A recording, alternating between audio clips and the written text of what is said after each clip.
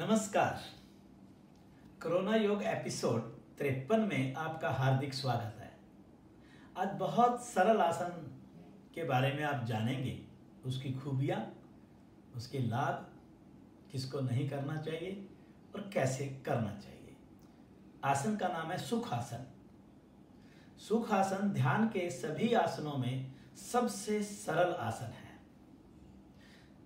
जिनसे पद्मासन नहीं लगाया जा सकता, जो सिद्धासन में नहीं बैठ सकते या उनको इन आसनों को लगाने में कठिनाई होती है या वो देर तक आसन में नहीं रुक सकते, तो सुख आसन में बैठकर साधक प्राणायाम, प्रत्याहार, धारणा, ध्यान आदि की साधना देर तक कर सकता है। इस आसन की विधि क्या है? बहुत सिंपल आसन है। सर्वप्रथम आसन पर बैठकर दोनों टांगों को सीधा कर लें, पैरों को सामने की ओर फैलाकर एड़ी पंजे मिला दें और पंजों को तान दें। अब दाएं टांग को मोड़ते हुए दाएं पैर के पंजे को बाईं जंघा के नीचे रख दें और बाएं टांग को मोड़ते हुए दाएं जंघा के नीचे रख दें। पश्चात दोनों हाथों को दोनों घुटनों पर ज्ञान मुद्रा में या चिन्ह मुद्रा में रख दें। धड़ का भाग, गर्दन और सर को बिल्कुल एक सीध में कर लें। आंखें कोमलता से बंद कर शरीर और मन को शिथिल बनाएं। ध्यान अर्थात सजगता का केंद्र अपने आज्ञा चक्र को बना शांत भाव से आसन में बैठें।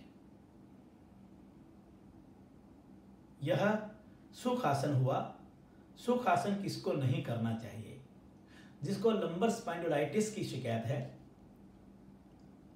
अर्थात कमर के निचले भाग में दर्द रहता है, शाटिका का पेन रहता है, उनको इस आसन का अभ्यास तब तक ना करें जब तक वो किसी अपने योग विशेषज्ञ से परामर्श ना ले लें।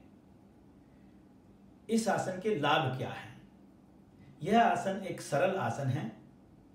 देर तक ध्यान के आसनों में सबसे आसानी से लगाए जाने वाला और लंबे समय तक जिस आसन में रुक सकते हैं, आप बैठ करके अपनी साधना कर सकते हैं। इससे शारीरिक और मानसिक दोनों तनाव खत्म होते हैं, मन शांत होता है और ध्यान में जाना आसान हो जाता है। जिनसे पद्मासन, सिद्धासन, स्वस्तिक आसन इत्यादि नहीं लगते, वे इस आसन में बैठकर अपनी साधना को आगे बढ़ा सकते हैं। आपका बहुत बहुत धन्यवाद।